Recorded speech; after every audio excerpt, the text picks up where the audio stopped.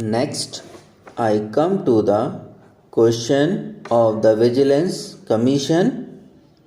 Something has been said about the Vigilance Commission also here.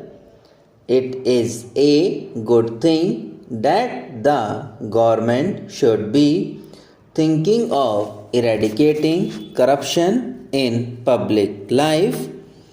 They have appointed the vigilance commissioners, and this is a welcome sign.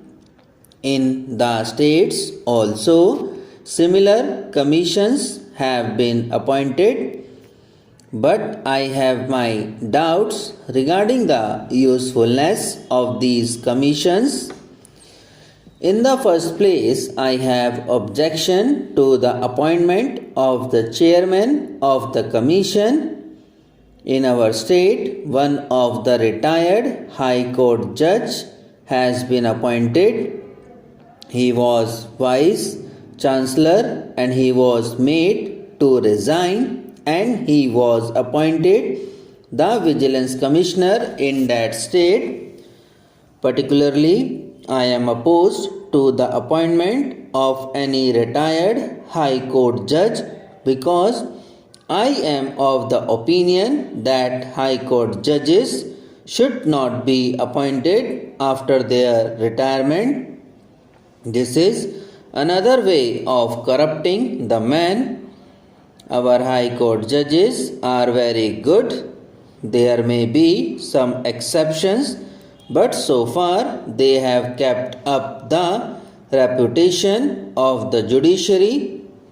But nowadays, since the government is appointing them to such lucrative posts, for instance as vice chancellors and as chairman of commissions and so on, there is a tendency to secure some favor or the other from the executive, and this is not a very healthy sign. Therefore, I would not mind if a High Court judge who is in regular service is appointed as the chairman of the commission, but in any case, retired High Court judges or retired Supreme Court judges should not be appointed to these commissions, or for that matter to any of the government posts, because that is another way of corrupting them. Then there are certain people who are appointed or who are associated with the work of this commission, and mostly they are from the police department. We all know what is the reputation of the police department in this country. The police have in our country failed to create any confidence among the public. Whenever any trouble arises, for example, when trouble arose in Jamshedpur and Rourkela, the police machinery failed and ultimately the army had to be called in. The people have got some faith in the army, but they have no faith in the police because the police are not ready to give any help to them on many occasions.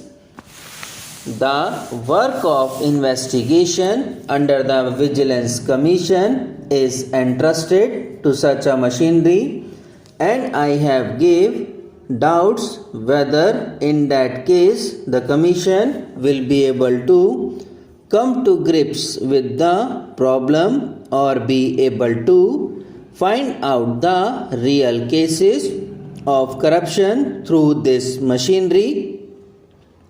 If I am not wrong, I have read in the papers that there are complaints against the very officers or against the very persons who are now entrusted with the work of this Vigilance Commission. Therefore, my submission is that the agency for the investigation should be independent. I think that at least some special cadre should be created apart from the police and the investigation, or at least the final authority in the matter or the actual responsibility should not be with the police officers.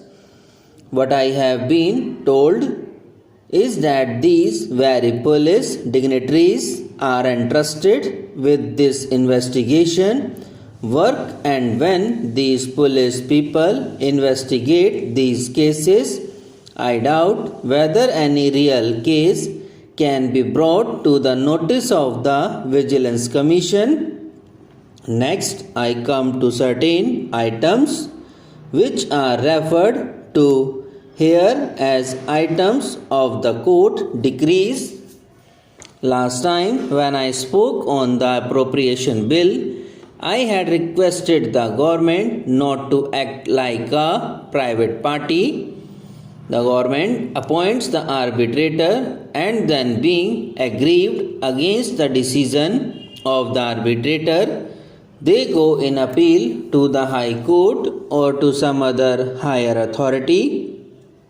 That is not a fair thing for the government to do. Once the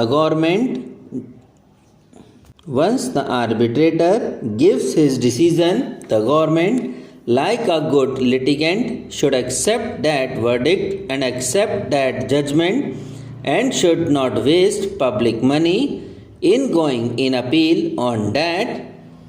I find that in two cases the arbitrator's decision has not been accepted, and there are two cases which are pending in the High Court against their decision. In the first place, the government should not create such things when a particular person is compelled to go to a court of law and seek arbitration. But then, this is the rule of law, and everybody has the right to go to court, and the government also has got the right to go to court against any person. So, there is nothing wrong if the proceedings go to the court, but once there is a decision, the government should not go and avail of all the steps that are available to a private person, because there is a slight difference between a private person and the government. The government has to pay from the public exchequer and cannot do so slightly as and when they like.